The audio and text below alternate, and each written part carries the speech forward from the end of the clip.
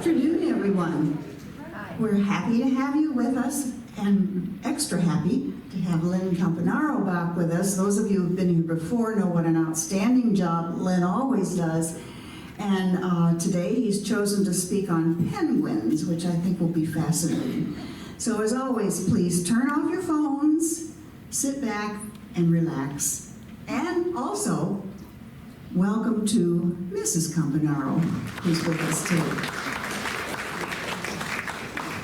Thank you, Vi. Good afternoon, everyone. It's great to be with you again, and thank you for coming. If you're wondering where that is, in the distance we're looking out to the South Atlantic Ocean, and we are at the southwestern edge of South Africa. This area is known as Cape Fynbos, and it's home to the animal that we're going to get to meet today and get intimate with today, and that's African penguins. But after I talk about African penguins, I will give a little brief about the animals that live at the St. Louis Zoo in the penguin and puffin habitat to acquaint you with those as well. Before we delve into penguins directly, what I like to do is give you an appreciation for how penguins differ than many other birds. Now, scientists tell us that there's roughly 10,000 bird species in the world. And the defining characteristic for a bird is feathers. Only birds have feathers. The number of feathers varies greatly. The bird with the fewest feathers is the bee hummingbird, picture at the top there, and they're from Cuba. They have maybe 1,000 tiny feathers on their body. And the bird with the most feathers are penguins, and in particular the emperor penguin. They have close to 750,000 feathers on their body, and they're extremely small feathers. Also, penguins, well, birds in general, have a lot more vertebrae in their neck than we or other mammals have. We typically, and most mammals, have 7. Birds typically 10 to 25. And penguins have some 13 bones in their neck. And that enables birds to turn their heads 180 to 270 degrees. For most birds, it's 180. Owls, penguins can do about 270. And that's really important to take care of all those feathers. Now, feathers provide a lot of purposes. The outer feathers, contour feathers, protect not only the skin, but are really waterproof. And water will not get in under those feathers, even in pouring rain or a penguin diving into the ocean. It will not get in there and cause the body to lose heat. They also help protect and conceal the animal. And in the case of penguins, they're light on the bottom, dark on the top, very important to camouflage, and I'll talk about that in a little bit.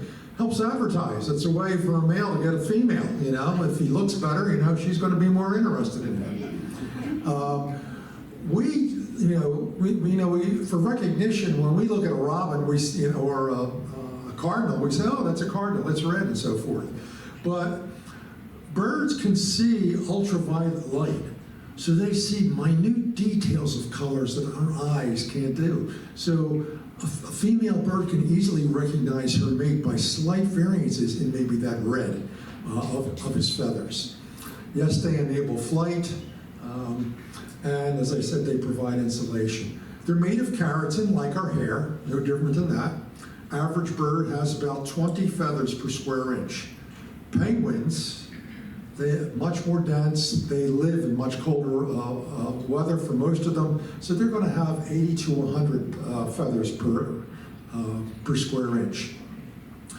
Under their contour feathers, by the way, on the bottom I gave you a picture of a down feather, you know, and they're going to be underneath those contour feathers, and it's going to capture the warm air from the body and hold it like an insulating layer just like insulation in a house, in the roof of a house or the wall of a house. It works the same way. Now, feathers wear out, okay? Feathers wear out and they need to be maintained. They dry out in the sun, and to help keep their usability, they need to be oiled. Well, the bird produces its own oil. Near the base of the feathers at the back of the bird is called the uropygial gland, and it emits oil. And what the bird does is it turns its neck around, its head around at 180 degrees, and using the underside of its head and its beak, reaches down and picks up some of that oil and then spreads the oil to the other feathers around its body. And that's called preen oil. But even though the bird takes excellent care of their feathers, they still are going to molt because the feathers actually wear out. Most birds, they're going to lose a feather or two at a time. It usually happens in the milder seasons for the bird. But for penguins, because when they lose a feather, it basically is a chink in their waterproofing. And going into the ocean then allows water to get underneath the rest of the feathers and soak the down, which would cause hypothermia. So for penguins, they have what is known as a catastrophic molt. And they lose all their feathers at one time. And depending on the species, it can vary from about 2 weeks to maybe 4 or more weeks that you can't go in the ocean and you can't eat. And we're going to talk about that. So penguins are very different in that. Feet are quite different amongst birds. Most birds have 4 toes. Typically, birds that perch are going to have, and most birds are going to have 3 toes forward and 1 back. And that's so that they can, grip on a telephone wire or a tree branch and such. The birds that are climbers, they're going to have 2 toes forward and 2 toes back. You might see this in, let me think, woodpeckers. Woodpeckers are noted climbers and so forth. Now, swimming birds, as our penguins, are going to have webbed feet, and they have 4 toes. We see 3 there, so they've got 3 toes forward and not just a very small toe back, but they also have claws. And the claws are so that they gives them traction on ice, or even if there's not ice, on rocks, because a lot of times they live in rocky areas. Now, birds live all over the world. The tropics, grasslands, deserts, the Arctic, and the Antarctic. And the Antarctic is where we find penguins. So penguins are all in the southern hemisphere, none in the northern hemisphere. And birds typically either land or sea, but in the case of penguins, they live in both, and they need both for different reasons. About half the birds in the world, half of the 10,000 species, they migrate seasonally. And you migrate for better weather, for food, or in the case of penguins, for breeding. Now let's talk about penguins in general before we get to the African penguin. The word penguin comes from the Latin meaning fat, and these birds have fat on their bodies, okay? And that's part of the insulation to keep them warm in their colder climates. They're the only birds in the world that are both aquatic and flightless, okay? So they are truly amphibious, as they're suited for both land and water. But they did evolve from birds that flew. I have pictures of them here. The top center picture, the albatross, over to the far right, the loon, and the petrel down below. But penguins, actually evolving from them, date back to what we now know as a penguin, almost 60 million years. And back 60 million years ago, from the bones that scientists have found, they stood about 5 feet tall and weighed up to 240 pounds. So they weren't flying at that weight. Now there's some 18 species of penguins, and they have a lot in common as far as body is concerned. They have a short neck, okay? Even though it's got 13 bones in there, a short neck. Those 13 bones in their neck are actually positioned in an S-shaped fashion in the neck. They have short, stiff tails, The legs are far back on their body. For most birds, particularly perching birds, their legs are in the middle of their body. It makes it for easier balance, sitting on a rail. For ducks, a lot of times ducks that are divers, their feet will be positioned a little bit further back from center mass. But in penguins, they're all the way back on their body, as you can see here, and they stand upright. They have a portly shape, and that's because they, one, having a lot of feathers, but also fat under the feathers. Their bones are not hollow. Birds that fly have hollow bones, and they're actually the inspiration for airplane wings. They're hollow with struts for strength, and that's how birds' bones are that fly. For penguins, their bones are solid like ours, and they need that, for extra weight for diving deep, okay? Birds that run, like emus, ostrich, they're the same thing. They're going to have solid bones for strength. I mentioned their feet being webbed and clawed. Their bill is made of keratin, same thing our fingernails are, okay? Now their mouth and tongue, if you look inside, and we'll probably see a picture later on, but they have little fleshy, backward slanted spikes in their mouth and tongue. And the purpose for that is when they're swimming after fish to catch, they're going to, as they get close, they're going to open their mouth and stretch that neck. Remember, it was an S shape? They're going to stretch it out straight to quickly grab that fish into their mouth. And then the backward facing fleshy spikes keeps the fish from wiggling back out of their mouth. Okay? And the last thing I'll mention about them is for all of them, their wings are inflexible, other than at the shoulder as compared to other birds. Okay? They're typically using their wings for their forward propulsion in the water. Their feet act as rudders. They do not paddle with their feet like a duck does. They simply act as a rudder, left, right, up and down. Their feathers tend to be much smaller than other birds. They're very small, stiff. I could probably hold, 100 feathers from a penguin in my hand and not cover the surface of my hand. They're that small. The closer they live to the South Pole, slightly longer the feathers are going to be, and the more that they're going to have. The density varies by species, and as I indicated before, the emperor penguin, which we have here, has close to 3/4 For every outer feather they have, the contour feather, underneath that they have 4 downy feathers for warmth. And as you can see here in the statistics I put up, roughly 160,000 outer feathers on the bird's body and 600,000 down feathers underneath those outer feathers. Their color varies. We think about penguins and we see black and white, but their color varies, blackish, blue-gray on top. And the purpose for that is depending where you live, okay, having black on your back helps blend into the ocean depths. So if there's a predatory animal above you, like a shark, and he looks down, your black just fades right into the black ocean bottom so he doesn't see you. On the other hand, if he's underneath you, by having white under your bottom, when that shark looks up, the white blends into the light sky at the ocean surface. But then besides that, you've got color variation. You've got color variation in a lot of the faces sometimes. In this case, we have a yellow-eyed penguin. And I think you can see it a little bit as you look at the eye there. They have a lot of yellow around the feathers of the eye. And the coloration sometimes intensifies during breeding times. Typically, you're going to see yellows and oranges.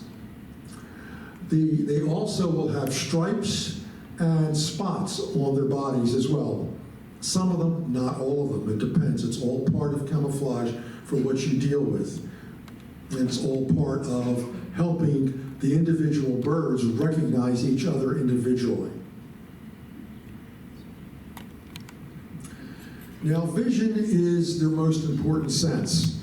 And they have rather interesting eyes. When they're in the water, their cornea is flat. And they have in their eyes what are called accommodating muscles, so it actually changes the shape of the cornea when they're in air. Okay? And that gives them much better vision if you're looking to see that fish and you're looking for lunch. Now, most birds do not have a good sense of smell. They have really no reason for it. But penguins have a great sense of smell, and it's very important for them. It's important because it helps them identify where there are schools of fish swimming in the ocean when they're out looking for them, and also helps orient them to which way is home when I want to go back to my colony. And that's where they're going to go back to breed. The same beach that they were born at is the beach they will always return to. And they find that based on the sense of smell. In the wild, also when they are out at sea, it helps them also recognize and locate other penguins if they get separated from the group of penguins, which at sea is called a raft. And talking about colors, you can see the blue in this Australian little blue penguin, as opposed to black on its back.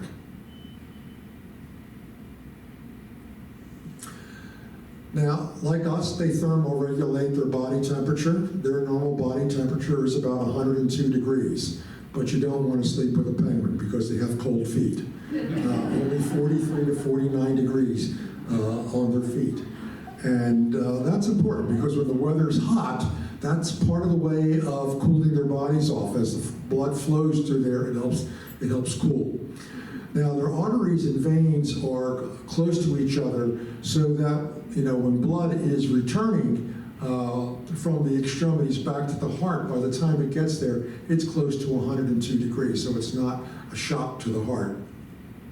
They also generate body heat just simply by swimming, and it offsets the loss of heat in that cold water. Penguins swimming around the continent of Antarctica, the water temperature is about 30 degrees that you're swimming in. So even though you've got all that insulation, you're still losing some body heat from that. Their feathers are sufficient enough to actually give them 80 to 90% of their insulation. That fat layer underneath the feathers, underneath their skin, can be up to about 1 inch thick, and that provides the rest of their insulation. Now, penguins are yo-yo dieters. This comes back to the catastrophic molt. The far picture is a picture of a penguin during a catastrophic molt, and I call it having a bad hair week. Okay, and what happens to the penguins is it's going to happen in the warm weather, okay, in the milder weather. And the center picture here, or I should say the picture on the left, is what a penguin might normally look like. And they can feel their hormones, start really racing and so forth, and they can feel that they're getting ready for a catastrophic molt. And they will go to sea for several weeks, and they will gorge themselves on fish. And they will gain 35 to 50% body weight. And this is one who's been to sea, the center picture here, has been to sea to gorge themselves and add on extra weight, because once they start losing those feathers, they can't go in the water. They would die of hypothermia. So when this happens and they now start losing those feathers, the hormones are raging. They are really ornery. I mean, don't look at me. I'm having a bad hair day. Leave me alone. Give me my space. That's basically their attitude.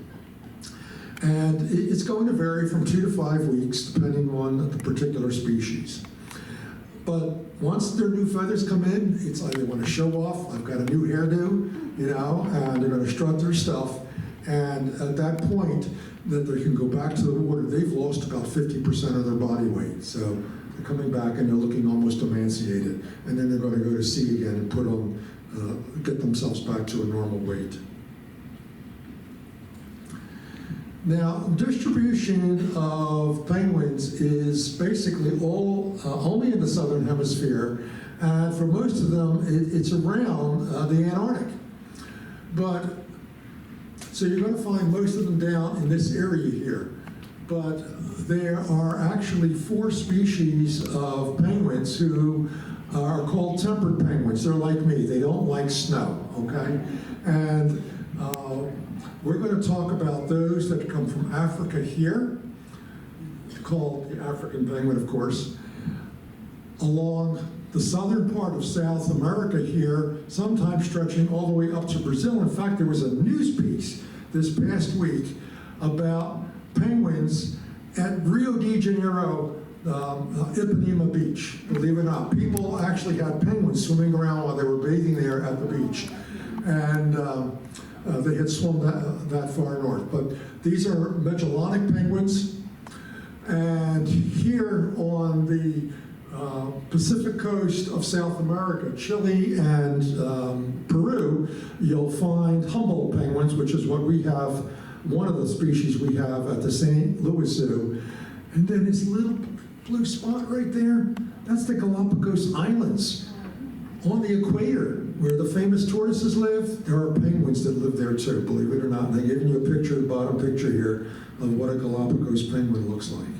So we're going to get intimate with these guys, and then we'll talk a little bit about those besides the others. But that's where you find them. So for penguins in general, they are at sea for food. They're looking for krill, squid, anchovy, sardines. There's about 20 or more different small schooling fish that they go after. They come to land simply to breed and raise their chicks, and that's where they're going to molt.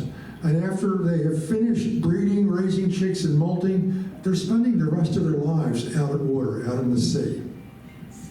The coastal areas where they're going to be have 3 key characteristics. One, the beach area needs to have reasonable ocean access, that they can get in and out of the ocean.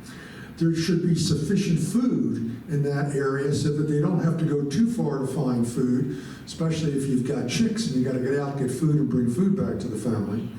And it needs to have suitable nesting where they can lay their eggs and hatch them. And Humboldt penguins, which is what we have here. In the wild, part of their behaviors, they'll typically swim in groups to avoid predators, and also swimming in groups they can more easily find food. Underwater swimming is all by the wings, as I mentioned before. They're steering with their feet. Now they also, when they're at sea, do what is called porpoising. Based on the name of porpoises coming out of the water. They do the same thing. They'll leap out of the water, and that increases their speed. They're going to do that to escape predators, or maybe catch up with a school of schooling fish, and sometimes they'll even do that depending on the shore they're coming on. If there's rocks, they may have to porpoise to get over the rocks to get onto the beach. They swim rather easily on the surface because of the buoyancy of the air, the buoyancy provided by the air, not only in their lungs, but the air that's trapped in their feathers. And they can control the amount of air in those feathers, and I'll talk more about that in a little bit. Typically, when they're cruising underwater looking for fish, they're moving at about 4.5 miles an hour, and they'll speed up once they find a school that they're interested in. Also, you'll find typically that the larger penguins tend to swim faster than the smaller penguins. Larger tend to dive deeper than the smaller penguins and such. There's some exceptions, but that's sort of a general rule. Now, when it comes to diving, the smallest penguins, little penguins they're called, only go down about 30 feet, where king penguins go down about 1,600 feet. And holding your breath varies based on species from as little as just 2 minutes to as much as 23 minutes. Okay? And when you're going down, they're actually reducing their heart rate as well as part of this holding that their breath that long. During the dives, as you see here in this picture, air that's trapped in their feathers actually condenses and reduces buoyancy, and they can control that.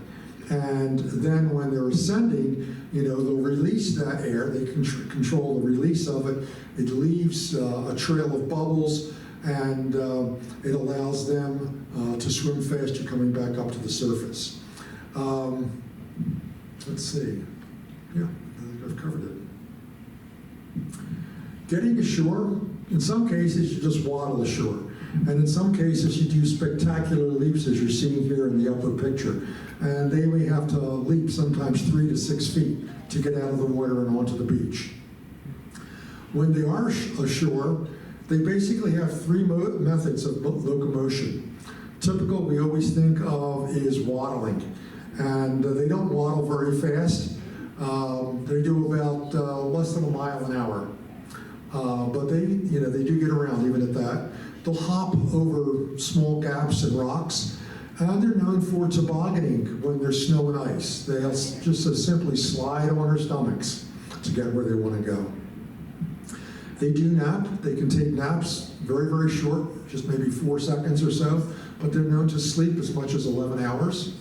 And they'll do it either standing up or prone on the ground, as you see here in the lower picture. And at sea, if you're wondering, they float on their back. So their coloration works. At night, they're sleeping on their back. That's the black side, so that shark that's swimming at night looks up, it looks all black to him. So they're quite safe just sleeping at night on their backs at sea. A couple of fun facts about penguins in general.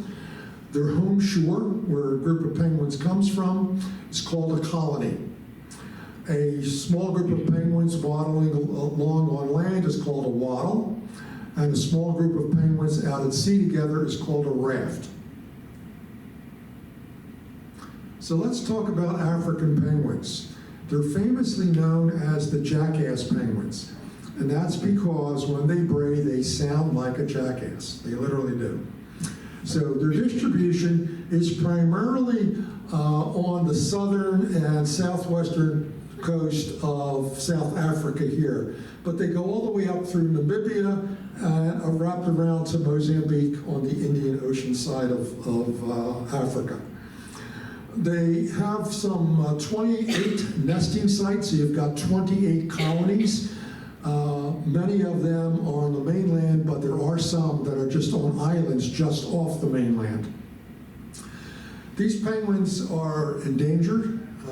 Their population, last time there was a count in 2021, was that there was 42,000 adults. So that's not a lot of birds. And I'm going to talk about population a little bit later. And the population has been declining, but there's work to try to stabilize that.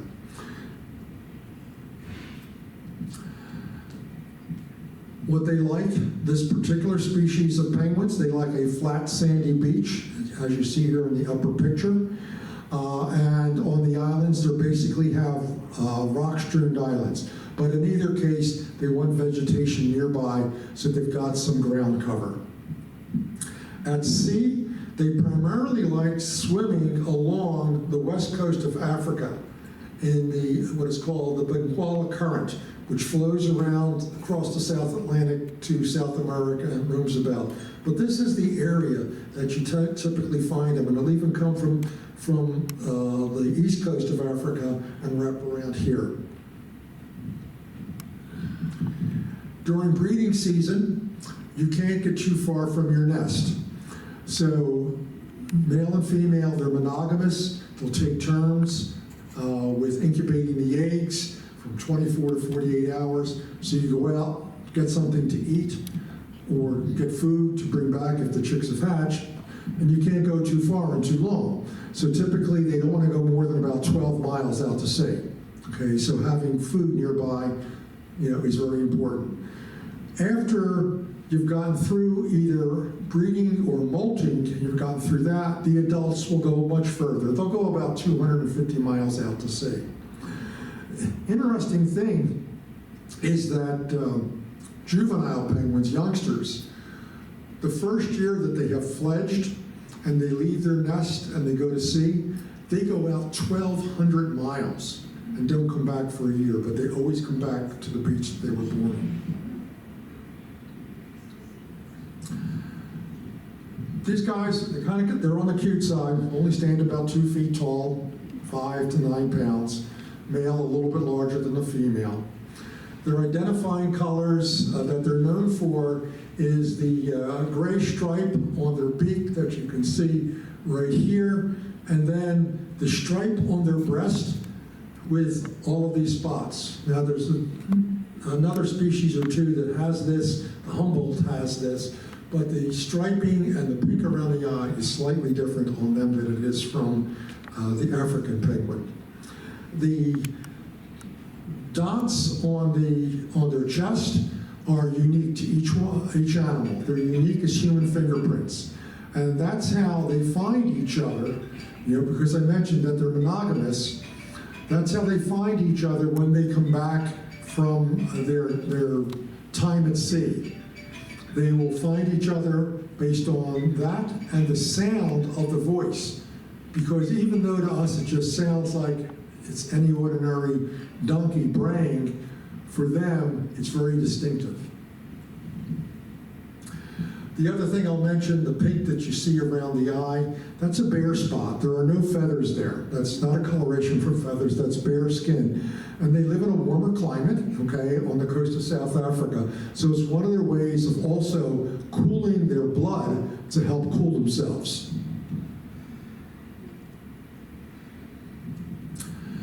Cooling also includes panting, and go take a quick dip in the ocean if you can. When they are trying to warm, what they'll do is, if they're on land, turn their back to the sun to orient to the sun that way. And when they're at sea and they're trying to warm themselves, they'll float on their backs, get their feet up out of the water, and let the sun shine on their feet. Because the skin is bare there, helps warm the blood that's in the feet.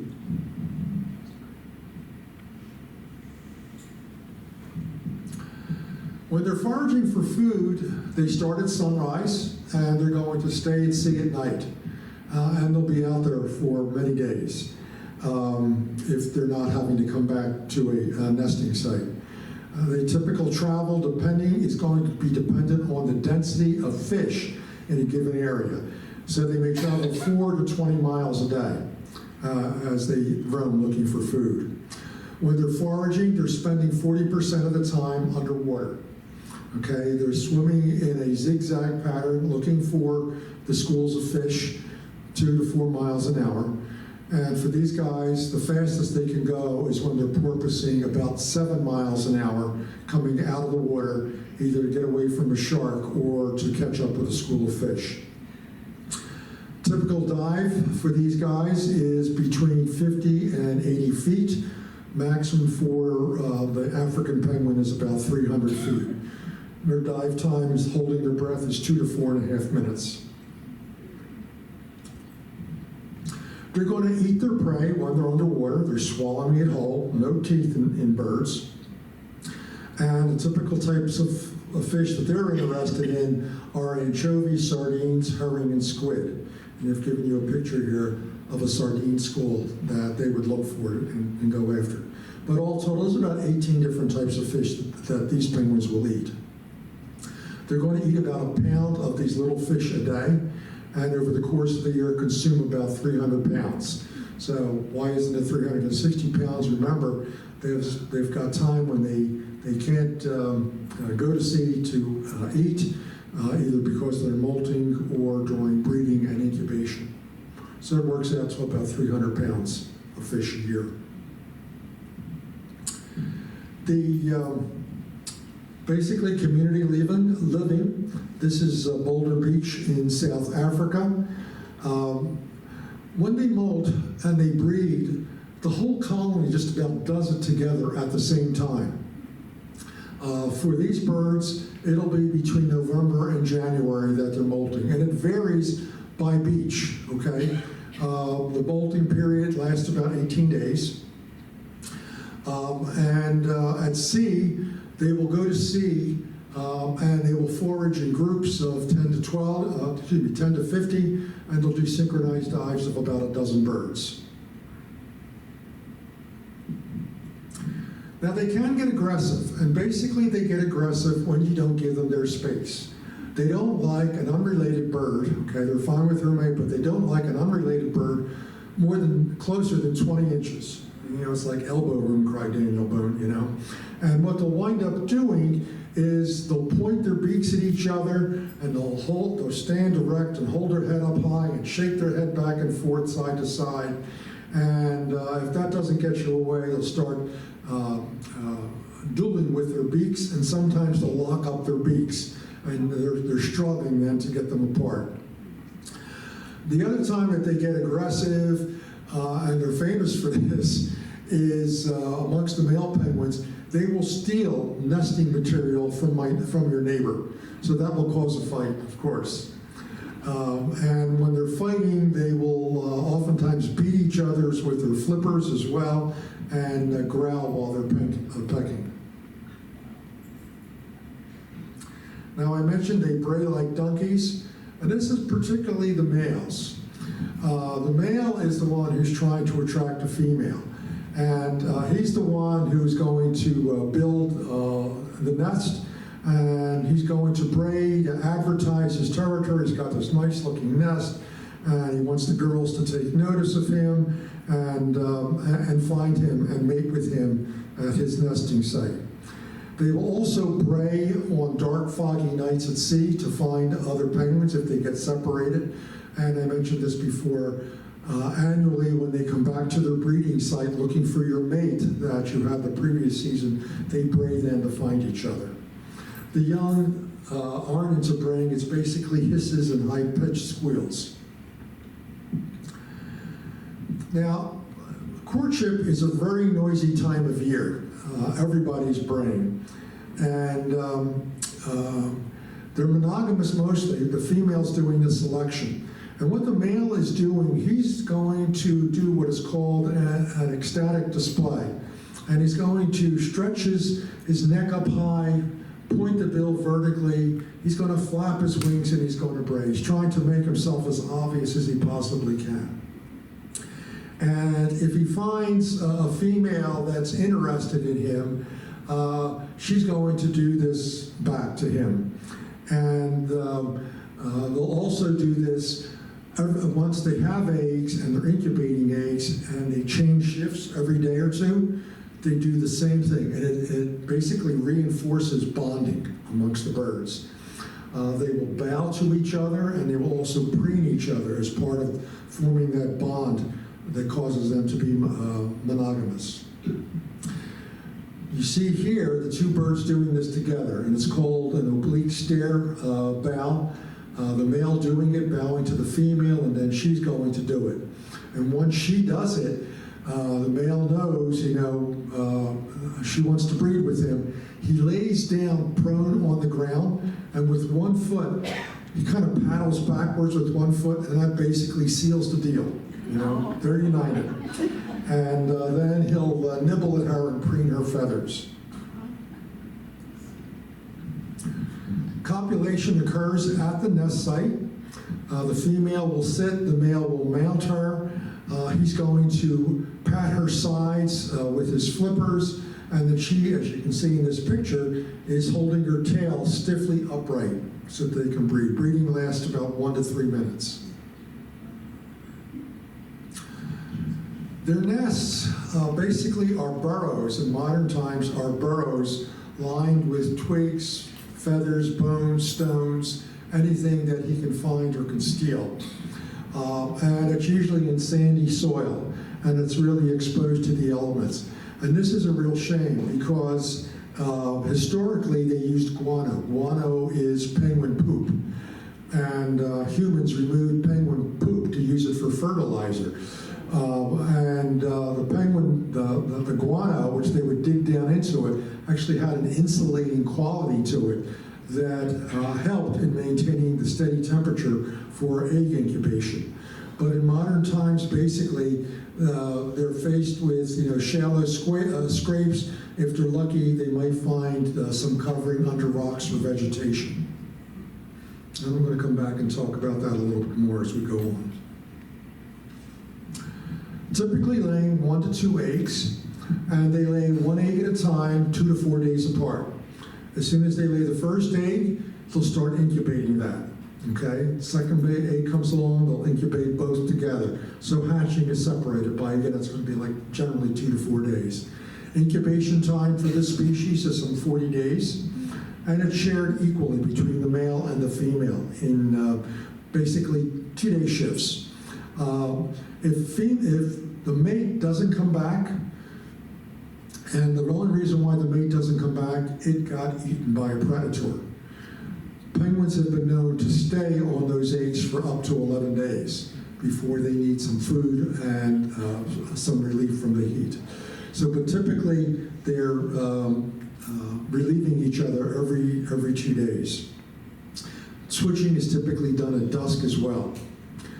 Now, birth weight for the eggs, for the chicks when they hatch, is about 2 ounces. Development is rather fast.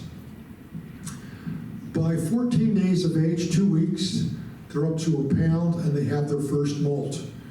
Now, at that stage, they don't have their outer feathers. They have downy feathers, and you can see that a little bit here on these chicks. I was lucky enough to get to touch a chick when it was about a month old. It was the softest thing I've ever touched in my life.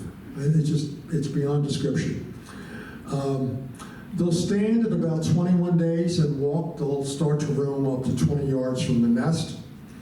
By 50 days, not quite 2 months, they've had their second molt. So they're getting a second set of feathers coming in, slightly larger.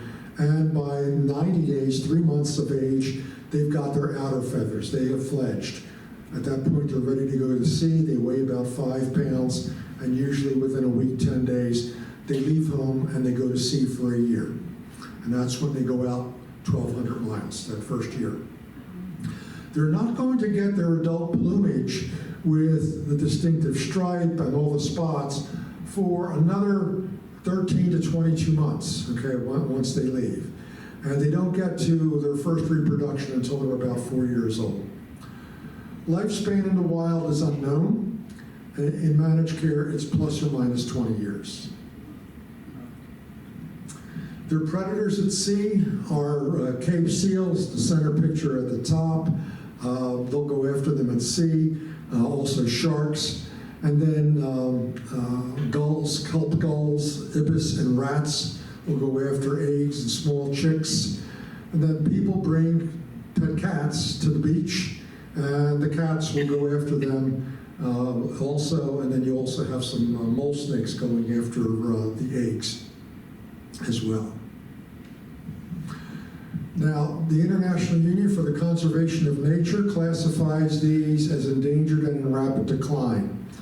In 1900, there were 1 million breeding pair. That equates to 3.2 million birds. By 2021, they were down to just over 20,000 breeding pair, or some 67,000 birds. So what happened to them? People discovered around the year 1900 that guano is high in nitrogen. It's great as a fertilizer. So they started stripping the beaches. Guano at the beaches would pile high as 10 feet, and they stripped it away. So the birds lost good places for nesting. In the process of doing this, the people, the workers, stripping that, started eating penguin eggs. They found they were very tasty. And they developed a market, and they started stealing eggs from the penguins and selling it as a delicacy. Anywhere between 300,000 to 500,000 eggs a year. Now, if you stop and think about it, if you only have 1 million breeding birds, and that's like, at best, 2 million eggs a year, it's less than 2 million eggs a year, and you're removing 500,000 eggs a year, it doesn't take a long time to really push that population of breeding birds way down. Another problem that they have is being oiled from oil spills. It destroys the waterproofing of the feathers, as you can see here. The bird completely coated in oil, and they try to clean themselves, and it causes ulcers in their stomach, and they can die from that as well, and it also causes blindness. Another problem that they've run into is commercial fishing. Commercial fishermen like to get in close to the coast and take a lot of the fish that these birds would normally eat. You've got environmental pollution of the oceans, habitat destruction from people. People want to live by the beach too, have a nice beach house, and they like to pick those nice beaches that the penguins have and see nature up close. And then climate change. The warming oceans causes the fish to go further out to find the cooler waters that they're looking for. And that then makes it harder on the penguins as well to get out, find food, and then come back to your nesting site. But there is hope with help from all of us. Guano and egg collection was outlawed in South Africa. They started strictly enforcing conservation laws in the country in 2008. They set up protected areas, reserves, so that there is no building. And no fishing zones off the coast. An organization was created in South Africa, a non-government organization called SANCOB, South African, I always forget this, South African, for the conservation of coastal birds. And they rescue oiled birds. And that's what you can see occurring here. They've got an 80% success rate. When they catch the birds are scared out of their lives.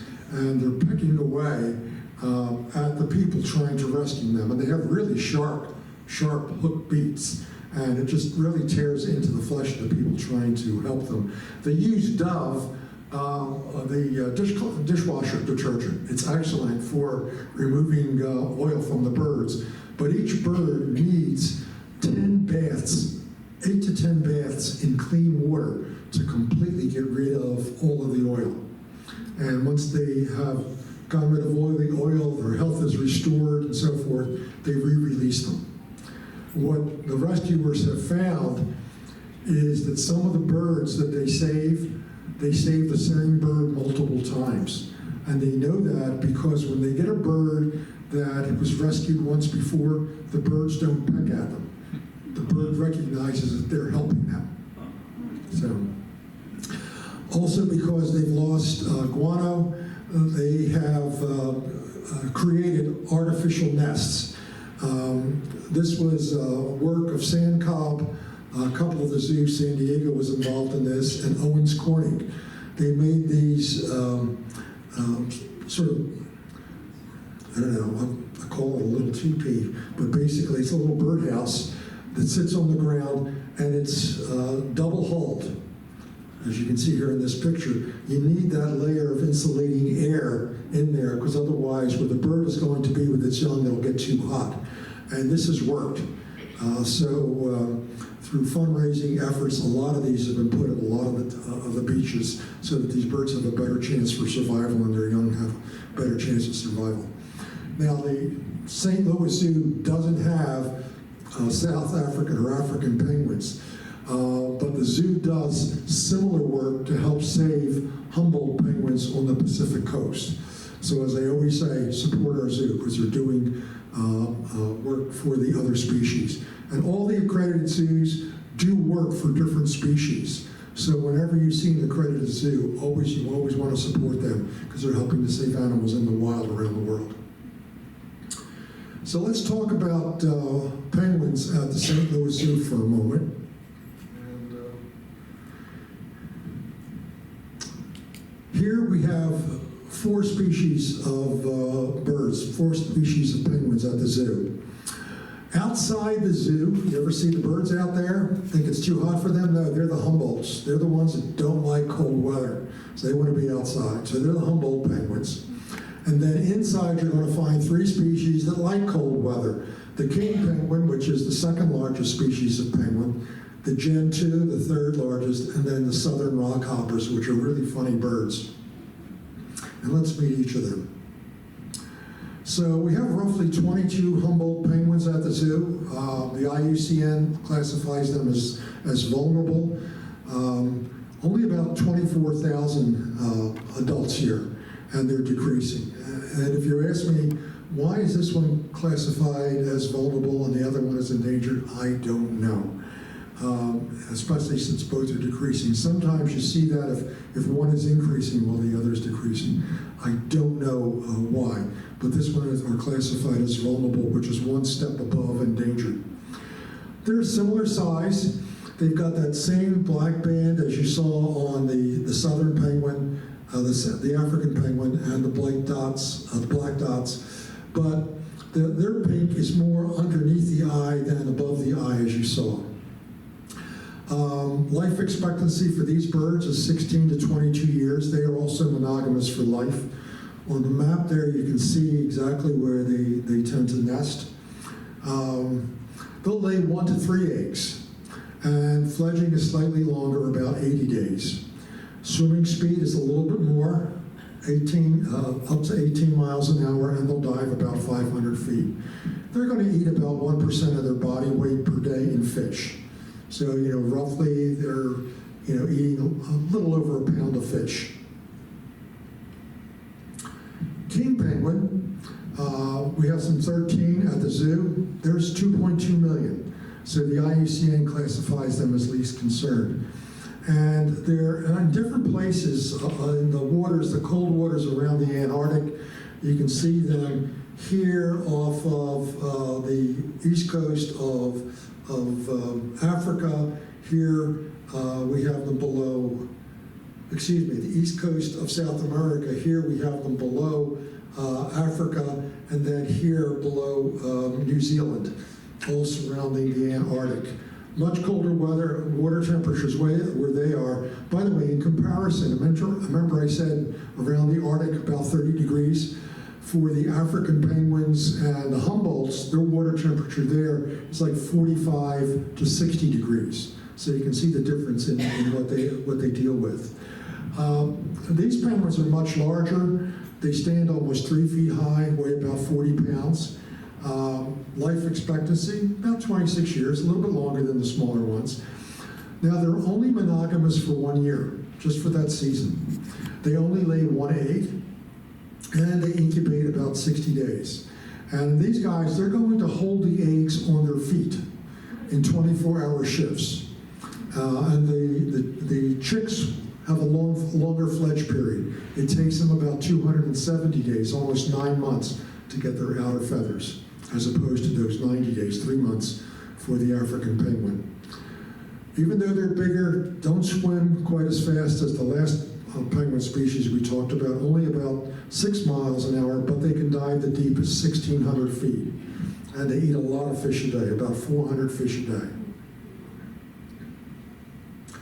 The Gen 2 penguin, another one of the smaller penguins, a little over 2 feet, about 2.5 feet tall.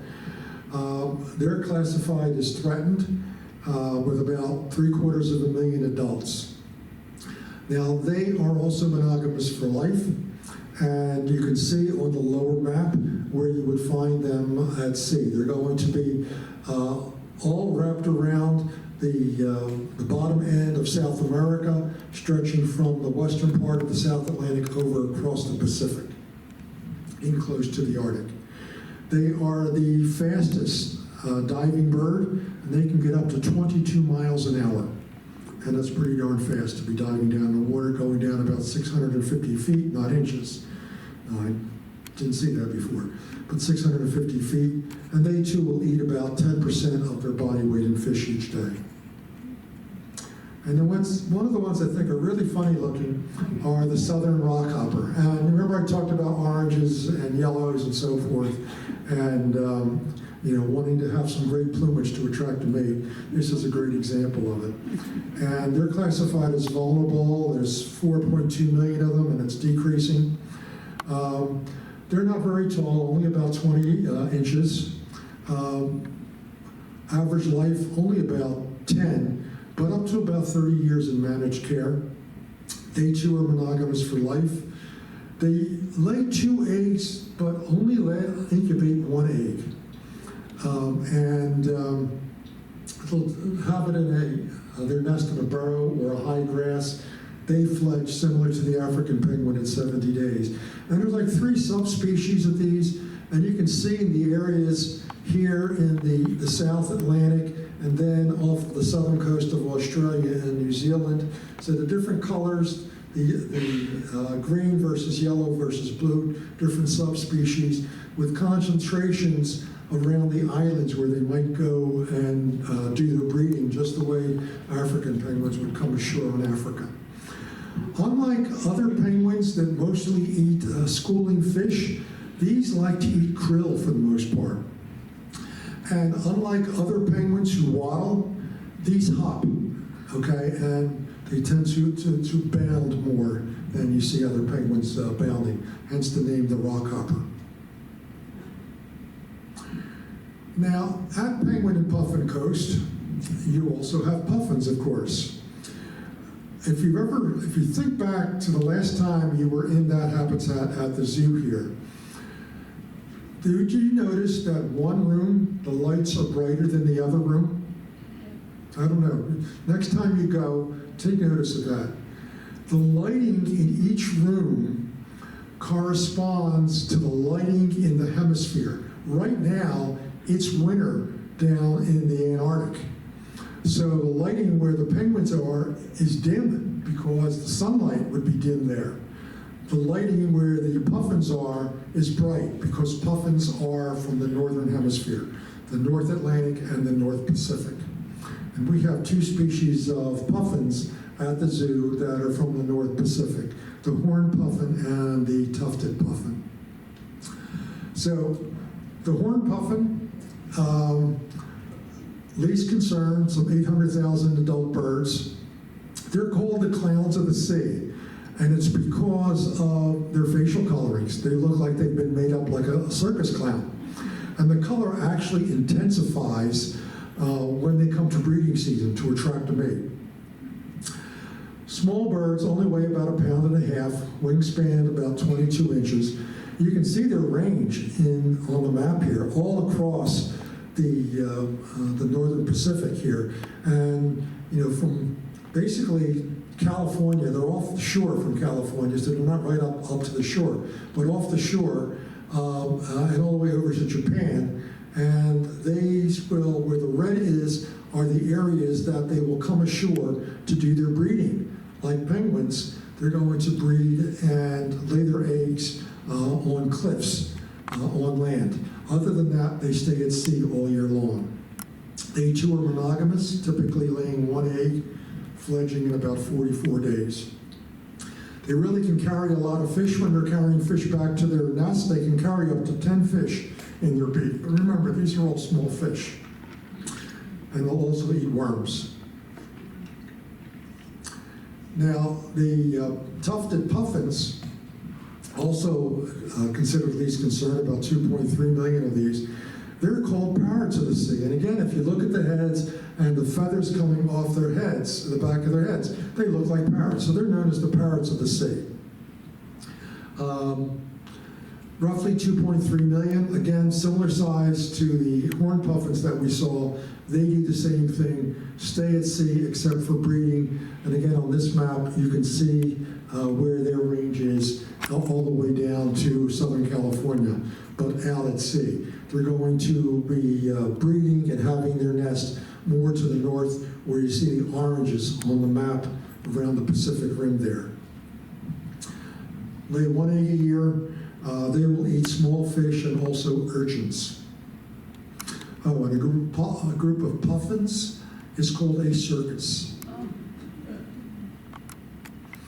My favorite breed when it comes to penguins is called the Great Penguin Rescue. And this is a true story. It occurred about the year 2000 when there was a massive oil spill off the coast of South Africa. And people from around the world came to South Africa to save these birds. And the book is written by one of the people who was involved in that. She was a keeper at the New England Aquarium. And in the process, they saved some 40,000 birds from dying. And it's a really, really interesting read about what the birds and the people went through to save these birds. And basically, it's the largest animal rescue in the history of the earth. I say thank you for listening. Do we have questions? Yes, ma'am. No questions, but I've been fortunate to see the berry penguins in Australia, and then we saw them in the Falkland Islands and about 20 miles northeast of Cape.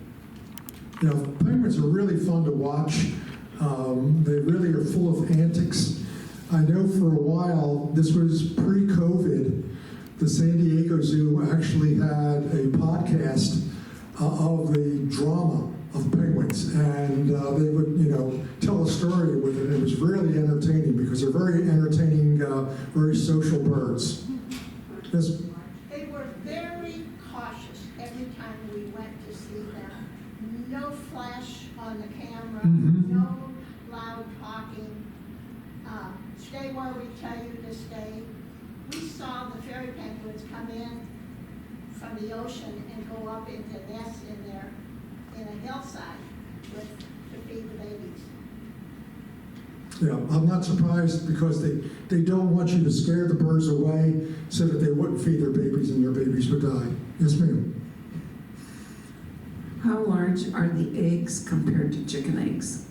They are on the African penguin egg. It's a little bit larger than a chicken egg, maybe the size of a goose egg. So the size of the egg is going to vary based on the size of the bird. Yeah. Other questions? Have they been able to reproduce them in the zoos? Oh, yes. Okay. Yeah. Yes. So two other things I wanted to mention before I turn it back, and that is our next immersion is going to be Monday, August 4th. I'm going to be talking about 3 species on that day.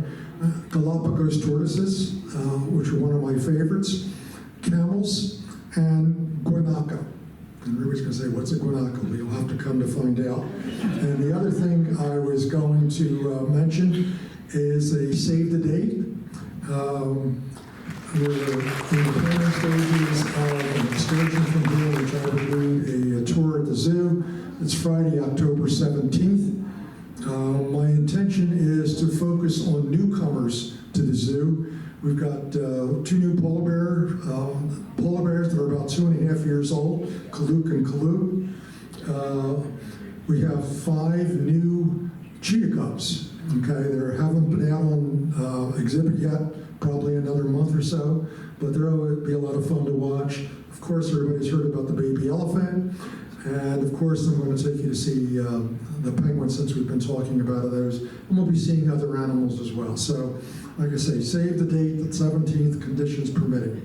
So, thank you for listening. I want to say one thing. It was a lucky day when Dan and Vi met Len, or actually Dan met Len, not Vi, through a men's group a number of years ago, and fortunately recognized your wonderful talent. And we here at Mason Pointe are very grateful for you coming. Thank you, Len.